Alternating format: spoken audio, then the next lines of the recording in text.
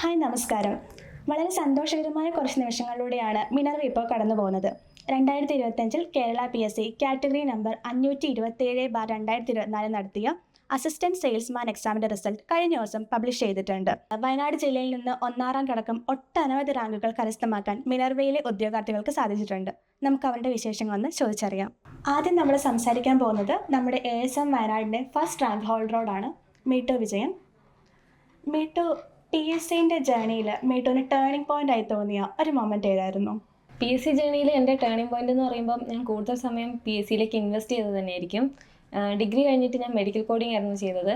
അപ്പം അവിടുന്ന് കുറച്ച് ടൈം PSCക്ക് വേണ്ടി പഠിക്കുന്നല്ലാതെ കൂടുതലും അതിന് അങ്ങനെ നോക്കിയിട്ടില്ല.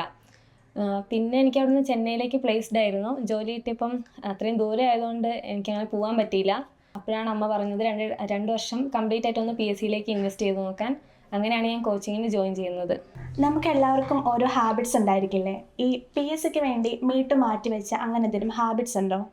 അങ്ങനെ ഞാൻ കംപ്ലീറ്റ് ആയിട്ട് ഒരു ഹാബിറ്റും മാറ്റി വെച്ചിട്ടില്ല. ശരിക്കും പറഞ്ഞാൽ ഞാൻ ഫോണിൻ്റെ ഉപയോഗം കുറച്ചു. അപ്പോൾ നമുക്ക് കൂടുതൽ ടൈം പഠിക്കാൻ പറ്റും. അല്ലാതെ കുറച്ച് സിനിമ കാണുന്നതും കുറച്ചു. അത് നമുക്ക് കുറച്ച് കാലയളവിലേക്ക് എല്ലാം ഒന്ന് കുറച്ച് വെച്ചാൽ മതി. അല്ലാതെ കംപ്ലീറ്റ് ആയിട്ട് മാറ്റണം എന്നൊന്നുമില്ല. നമ്മൾ പഠിക്കുന്ന ടൈം നല്ലോണം പഠിക്കുക. അല്ലാത്ത സമയം നമുക്ക് ഉപയോഗിക്കാം, പക്ഷേ മിനിമം ആയിരിക്കണം ഉപയോഗം. അടുത്തായി നമ്മൾ സംസാരിക്കാൻ പോകുന്നത് നമ്മുടെ 7th റാങ്ക് ഹോൾഡർ ആയിട്ടുള്ള രേഷ്മയോടാണ്. രേഷ്മ, PSC പഠനത്തിനിടയിൽ ഏറ്റവും കൂടുതൽ ഫോക്കസ് ചെയ്തിട്ടുള്ള ഒരു സബ്ജക്റ്റ് ഏതാണ്? അത് ഫോക്കസ് ചെയ്യാനുള്ള കാരണം എന്താണ്? ഞാൻ ഏറ്റവും കൂടുതൽ ഫോക്കസ് ചെയ്ത മാത്സിനോടായിരുന്നു. സ്കൂൾ തലം മുതൽ എനിക്ക് മാത്സ് ഭയങ്കര ടഫായിരുന്നു.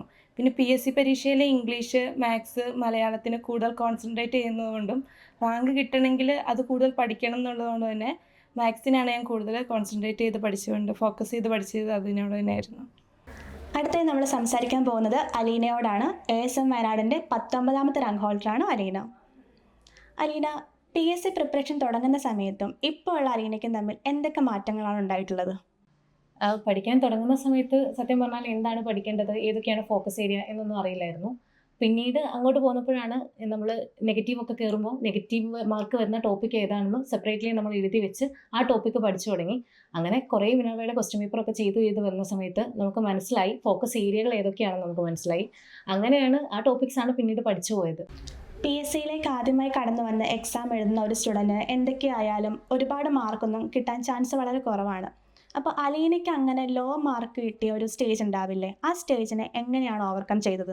ആദ്യമൊക്കെ എക്സാം എഴുതുമ്പോൾ ലോ മാർക്കാണ്. സത്യം പറഞ്ഞാൽ ഇപ്പോഴും നമ്മൾ കണ്ടിന്യൂസ്ലി പഠിക്കാൻ പറ്റാത്ത ദിവസങ്ങളിൽ അതേപോലെ ലോ മാർക്കാവുന്ന സാഹചര്യങ്ങൾ ഉണ്ടാവാറുണ്ട്. അപ്പോൾ ആ സാഹചര്യങ്ങളിൽ എന്തുകൊണ്ടാണ് മാർക്ക് കുറഞ്ഞതെന്നും ഏതൊക്കെ ഏരിയയിലാണ് മാർക്ക് കുറഞ്ഞതെന്നും ഒന്ന് ഫോക്കസ് ചെയ്ത് പഠിക്കുകയാണ് ചെയ്യാറുള്ളത്. അടുത്തായി നമ്മൾ സംസാരിക്കാൻ പോകുന്നത് മേഘയോടാണ്. ASMൻ്റെ 21ാമത്തെ റാങ്ക് ഹോൾഡറാണ് മേഘ. PSC പഠിക്കുന്ന ടൈമിൽ ഏറ്റവും കൂടുതൽ ടഫായിട്ട് തോന്നിയ ഏതെങ്കിലും ഒരു സബ്ജക്റ്റ് ഉണ്ടായിരുന്നോ?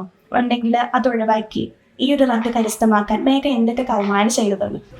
എല്ലാ സബ്ജക്റ്റും ബുദ്ധിമുട്ട് തന്നെയായിരുന്നു. ഡിഗ്രിക്ക് പഠിച്ചതും PSCക്കുള്ള സിലബസും തമ്മിൽ നല്ല ഡിഫറൻസ് ഉണ്ടായിരുന്നു. മിനർവയിൽ നിന്ന് എല്ലാ ടോപ്പിക്കിൻ്റെയും തന്നെ ക്ലാസ് കിട്ടിയിട്ടുണ്ടായിരുന്നു. ആ ക്ലാസ് കേട്ടിട്ട് പിന്നെ റാങ്ക് ഫയലാണെങ്കിലും SCRT ആയിട്ട് കവർ ചെയ്ത് പഠിക്കുകയായിരുന്നു ചെയ്തിട്ടുള്ളത്. ഓരോ സബ്ജക്റ്റും ഒരു 2-3 വട്ടത്തോളം കവർ ചെയ്ത് റിവിഷൻ ചെയ്തിട്ടാണ് എക്സാമൊക്കെ അറ്റൻഡ് ചെയ്തുകൊണ്ടിരുന്നത്. PSC പഠിക്കുന്നതിന് മുൻപും ശേഷവും മേഘയുടെ സോഷ്യൽ മീഡിയയുടെ ഉപയോഗം എങ്ങനെയായിരുന്നു? എന്തൊക്കെ മാറ്റങ്ങളാണ് അതിൽ വരുത്തിയിട്ടുള്ളത്? നല്ല ഡിഫറൻസ് ഉണ്ടായിരുന്നു. ഡിഗ്രിക്കൊക്കെ പഠിക്കുന്ന ടൈമിൽ സോഷ്യൽ മീഡിയ നന്നായിട്ട് ഉപയോഗിച്ചിട്ടുണ്ടായിരുന്നു.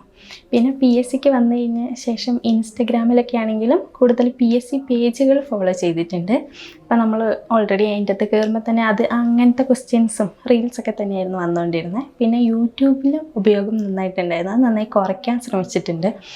സോഷ്യൽ മീഡിയ ശരിക്കും ഗുണമായിട്ടുണ്ട്, ദോഷമായിട്ട് വന്നിട്ടുണ്ട്. PSC പഠനത്തിന് മേഘയുടെ ഫാമിലി സപ്പോർട്ട് എത്രത്തോളം ഇമ്പോർട്ടൻ്റ് ആയിരുന്നു? ഫാമിലി സപ്പോർട്ട് നല്ലോണം ഉണ്ടായിരുന്നു. ഡിഗ്രി കഴിഞ്ഞപാട് PSCക്ക് പോകണം എന്ന് പറഞ്ഞപ്പോൾ തന്നെ ആർക്കും ഒരു ബുദ്ധിമുട്ടൊന്നും ഉണ്ടായിരുന്നില്ല. ഇവിടെ കൊണ്ടുവന്ന് ചേർത്ത് ഫ്രണ്ട്സിനോടൊക്കെ ചോദിച്ചപ്പോഴാണെങ്കിൽ അവരും ഫുൾ സപ്പോർട്ടായിരുന്നു. പിന്നെ ഇത് പഠിച്ചുകൊണ്ടിരുന്നപ്പം ഒരു എക്സാമും കിട്ടുന്നില്ല എന്നപ്പോൾ നിർത്താം എന്നുള്ള സ്റ്റേജ് വരെ എത്തിയിട്ടുണ്ടായിരുന്നു. അങ്ങനെ അമ്മേനോടൊക്കെ പറഞ്ഞപ്പോൾ അമ്മ ഒന്നുകൂടെ ട്രൈ ചെയ്ത് നോക്കുക എന്നുള്ളൊരു ഇതുകൊണ്ടാണ് പിന്നെയും കണ്ടിന്യൂ ചെയ്തത്. അതൊക്കെ എനിക്ക് തോന്നുന്നു ആ സമയത്ത് ഭയങ്കര ഒരു നല്ലൊരു സപ്പോർട്ട് തന്നെയായിരുന്നു തോന്നുന്നു. അതുകൊണ്ടായിരിക്കും ഇന്ന് ഇത്രയും നല്ല റാങ്കിലൊക്കെ എത്താൻ സഹായിച്ചത്. ഇനി നമ്മൾ സംസാരിക്കാൻ പോകുന്നത് മിനർവയുടെ ASM വയനാടിൻ്റെ 35ാമത്തെ റാങ്ക് നേടിയ ശ്രുതിയോടാണ്. ഈ ഒരു റാങ്ക് കരസ്ഥമാക്കാൻ ശ്രുതിക്ക് ഏറ്റവും പ്രയോജനകരമായി തോന്നിയ ഒരു പ്രാക്ടീസ് മെത്തേഡ് ഉണ്ടാവില്ലേ, ഏതായിരുന്നു അത്? പ്രാക്ടീസ് മെത്തേഡ് എന്ന് വെച്ചിട്ടുണ്ടെങ്കിൽ പ്രീവിയസ് ഇയർ ക്വസ്റ്റ്യൻ പേപ്പർ ചെയ്തു നോക്കാമെന്നായിരുന്നു. ഒരു ദിവസം ഇപ്പോൾ എന്ത് പഠിച്ചില്ലെങ്കിലും ഒരു ദിവസം ഒരു പ്രീവിയസ് ഇയർ പേപ്പർ ചെയ്തു നോക്കിയാൽ ഒരു കോൺഫിഡൻസ് കിട്ടും. അപ്പോൾ അതേ എല്ലാ ദിവസവും ചെയ്തു നോക്കുമായിരുന്നു. പിന്നെ റിവിഷൻ ചെയ്യും, കുറച്ച് പഠിച്ച സാധനമാണെങ്കിൽ അത് പിന്നെയും റിവിഷൻ ചെയ്യും. അപ്പോൾ അങ്ങനെയായിരുന്നു ചെയ്തിരുന്നത്. ഒരുപാട് PSC എക്സാമുകൾ അറ്റൻഡ് ചെയ്തൊരു അനുഭവത്തിൽ PSC എക്സാം ഹോളിലെ ടെൻഷൻ അത് ശ്രദ്ധിക്കുന്നുണ്ടായിരുന്നോ? ഉണ്ടെങ്കിൽ അത് എങ്ങനെയാണ് ഹാൻഡിൽ ചെയ്തത്? നല്ലോണം ഉണ്ടായിരുന്നു. ആദ്യമായിട്ട് നന്നായി പ്രിപ്പയർ ചെയ്തൊരു എക്സാം തന്നെ ഞാൻ പോയിട്ട് രജിസ്റ്റർ നമ്പർ തെറ്റിച്ചു. അപ്പോൾ അത് കഴിഞ്ഞതിന് ശേഷം പോയ എക്സാമിനൊക്കെ എനിക്ക് രജിസ്റ്റർ നമ്പർ എഴുതുക എന്നുള്ളതായിരുന്നു ഭയങ്കര ടെൻഷനുള്ളത്. പിന്നെ രജിസ്റ്റർ നമ്പർ എഴുതി കഴിഞ്ഞാൽ പിന്നെ എനിക്ക് ടെൻഷൻ ഫ്രീ ആയി. അതുകൊണ്ട് എക്സാം ഒക്കെ നന്നായി എഴുതാൻ പറ്റി. അടുത്തത് ആതിരയാണ്. ആതിരയുടെ റാങ്ക് 94. ആതിര PSC പഠിക്കുന്ന ആ ഒരു ടൈമിൽ ഡെയിലി റുട്ടീനിൽ ആതിര സ്ട്രിക്റ്റ് ആയിട്ട് ഫോളോ ചെയ്ത് വന്ന എന്തെങ്കിലും കാര്യം ഉണ്ടായിരുന്നോ? PSC പഠിക്കുന്ന തൊട്ട് ഞാൻ ഡെയിലി റുട്ടീനിൽ കൊണ്ടുപോയത് ഒരു കൺസിസ്റ്റൻസി ഉണ്ടായിരുന്നു. അതായത് നമ്മൾ ഓരോ ദിവസവും പഠിക്കാൻ വേണ്ടി ഇത്ര ടൈം നമ്മൾ സ്റ്റാർട്ട് ചെയ്യും. എത്രയായാലും ഇപ്പോൾ നമുക്ക് ഒരു വീട്ടിൽ നമ്മൾ എത്ര പണികളുടെ ഇടയിൽ പോയാലും ഈ ഒരു ടൈമിൽ ഞാൻ പഠിക്കാനിരിക്കുമായിരുന്നു. അതുപോലെ ഈ ഒരു ടൈമിൽ ഞാൻ സ്റ്റോപ്പ് ചെയ്യുമായിരുന്നു. ഇത് ഞാൻ ഫോളോ ചെയ്യലുണ്ട് ഡെയിലി റുട്ടീനിൽ. ഒരു PSC ഉദ്യോഗാർത്ഥിയെ സംബന്ധിച്ച് ഏറ്റവും ബുദ്ധിമുട്ടുള്ള കാര്യം എന്ന് പറയുന്നത് എക്സാം ഹോളിലെ ടെൻഷനാണ്. അതിപ്പോൾ നമ്മൾ വീട്ടിൽ നിന്ന് എക്സാം എഴുതുവാണെങ്കിലും അതേപോലെ ക്ലാസ്സിൽ നിന്ന് എക്സാം എഴുതുവാണെങ്കിലും നമുക്ക് ആ ഒരു ടെൻഷൻ കുറവുണ്ടാവും. എന്നാൽ അതേസമയം PSC എക്സാം ഒരു മെയിൻ എക്സാമിലേക്ക് വരുന്നതോറും നമുക്ക് ആ ടെൻഷനുള്ള ചാൻസ് വളരെ കൂടുതലാണ്. അപ്പോൾ അങ്ങനെ ഒരു ടെൻഷൻ ഉണ്ടായിട്ടുണ്ടോ? ഉണ്ട്. ടെൻഷൻ നമ്മൾ ഫസ്റ്റ് എക്സാം അറ്റൻഡ് ചെയ്യുന്ന സമയം നമ്മൾ പഠിച്ചു കഴിഞ്ഞ് ഫസ്റ്റ് എക്സാം അറ്റൻഡ് ചെയ്യുമ്പോൾ എന്തായാലും നമുക്ക് ടെൻഷൻ ഉണ്ടാവും. അപ്പോൾ ടെൻഷൻ നമ്മൾ എക്സാം എഴുതി OMR എക്സാം നമ്മൾ മിനർവയിൽ തന്നെ OMR എക്സാം നമുക്ക് എല്ലാ വീക്കിലി 2 ദിവസമായിട്ട് OMR എക്സാം ഉണ്ടാവലുണ്ട്. ആ എക്സാം നമ്മൾ അറ്റൻഡ് ചെയ്യും. അതുപോലെ അത് നമ്മൾ ഫോളോ ചെയ്യുമ്പോൾ എക്സാം ഹാളിൽ എത്തുമ്പോൾ നമ്മൾ പഠിച്ച കാര്യങ്ങളിൽ ആദ്യം നമ്മൾ 100 ക്വസ്റ്റ്യൻ ഉണ്ടെങ്കിൽ പഠിച്ച ക്വസ്റ്റ്യൻസ് നമ്മൾ അറ്റൻഡ് ചെയ്യും. അതിനുശേഷം നമുക്ക് ഡൗട്ടുള്ള ക്വസ്റ്റ്യൻസ് നമ്മൾ എന്ത് ചെയ്യും, ജസ്റ്റ് ഒന്ന് റൗണ്ട് ചെയ്ത് വെച്ചിട്ട് പിന്നെ സെക്കൻഡ് റൗണ്ട് നമ്മൾ എന്ത് ചെയ്യും, നമുക്ക് ഡൗട്ടുള്ള ക്വസ്റ്റ്യൻ നമ്മൾ റീഡ് ചെയ്യും. അപ്പം നമുക്ക് ടെൻഷൻ ഒന്ന് കുറയ്ക്കാൻ കഴിയും. അടുത്ത നമ്മൾ സംസാരിക്കാൻ പോകുന്നത് 38ാമത്തെ റാങ്ക് നേടിയ ഷഫ്നാദിനോടാണ്. ഷഫ്നാദ് PSC പഠിക്കാൻ തുടങ്ങിയ സമയത്ത് ഏതെങ്കിലും സബ്ജക്റ്റ് ബുദ്ധിമുട്ടായി തോന്നിയിട്ടുണ്ടോ? PSC പഠിക്കാൻ തുടങ്ങിയ സമയത്ത് എല്ലാ സബ്ജക്റ്റും നല്ലപോലെ ടഫ് തന്നെയായിരുന്നു. പിന്നെ എല്ലാ സബ്ജക്റ്റിലും അത്യാവശ്യം നല്ലപോലെ ടൈം ഇൻവെസ്റ്റ് ചെയ്തിട്ടുണ്ട്. എല്ലാ സബ്ജക്റ്റിലും ആ സബ്ജക്റ്റിന് മാത്രം PYQ ഒക്കെ ഫോക്കസ് ചെയ്ത് നോക്കിയിട്ടൊക്കെ ഉണ്ട്. അങ്ങനെയാണ് ഇത് കുറച്ച് ഇമ്പ്രൂവ് ആക്കി എടുത്തിട്ടുള്ളത്.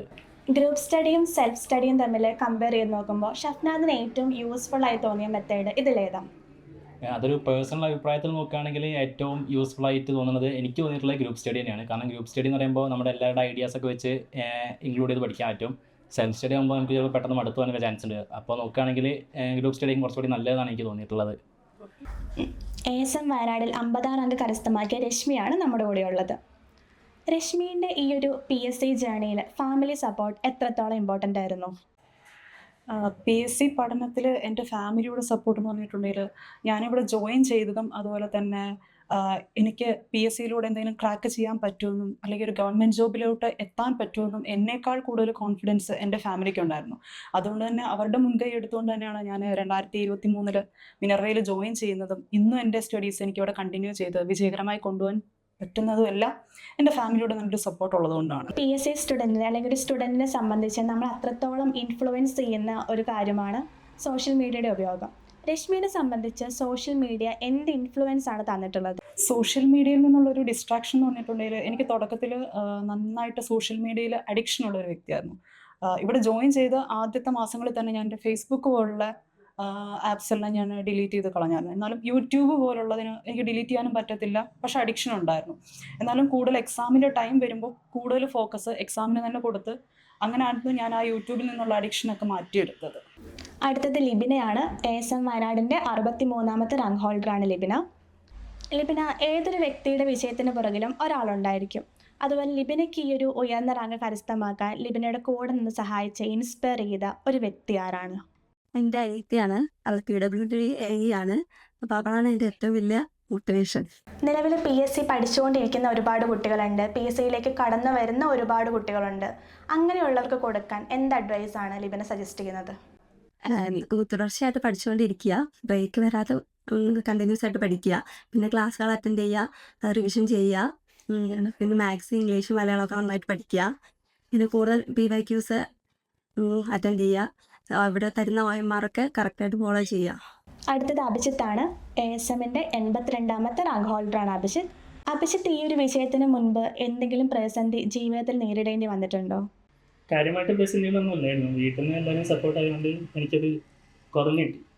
മാക്സിമം നമ്മൾ ഇരുന്ന് പഠിക്കൽ മാത്രമേ എൻ്റെ ജോലി ഉണ്ടായിരുന്നുള്ളൂ. അത് മാക്സിമം പഠിച്ചിട്ടുണ്ടായിരുന്നു ആ സമയത്ത്. അതുകൊണ്ട് വേറെ കുഴപ്പമൊന്നുമില്ലായിരുന്നു. ഈ PSC പഠനത്തിനിടയ്ക്ക് എപ്പോഴെങ്കിലും അഭിജിത്തിന് മടുപ്പ് തോന്നി ഇത് നിർത്താമെന്ന് തോന്നിയ സമയം ഉണ്ടായിട്ടുണ്ടോ? ഉണ്ടായിട്ടുണ്ടെങ്കിൽ ആ പ്രതിസന്ധി എങ്ങനെയാണ് അഭിജിത്ത് മറികടന്നത്? ഇല്ല, ഒരിക്കലും അനുഭവപ്പെട്ടില്ല. എന്തെങ്കിലും അച്ചീവ് ചെയ്യണമെന്നൊരു ഗോൾ ഉണ്ടായിരുന്നു. അതിന് വേണ്ടിയിട്ട് ഇങ്ങനെ പ്രയത്നിച്ചുകൊണ്ടിരുന്നു. വേറെ കുഴപ്പമൊന്നുമില്ല. ഒരു റാങ്ക് നേടുന്നത് ഭാഗ്യം കൊണ്ടല്ല, സ്ഥിരമായ പരിശ്രമവും ശരിയായ തയ്യാറെടുപ്പും കൊണ്ടാണ്. ഇന്നത്തെ അനുഭവങ്ങൾ നിങ്ങളുടെ PSC യാത്രയ്ക്ക് ഒരു പ്രചോദനമാകുമെന്ന് വിശ്വസിക്കുന്നു. ഓരോ ദിവസവും നിങ്ങളെ ലക്ഷ്യത്തോട് കൂടുതൽ അടുപ്പിക്കുന്നു. തയ്യാറെടുപ്പ് നിർത്തരുത്. എല്ലാവർക്കും വിജയാശംസകൾ. അടുത്തൊരു PSC വിജയകഥയുമായി വീണ്ടും കാണാം.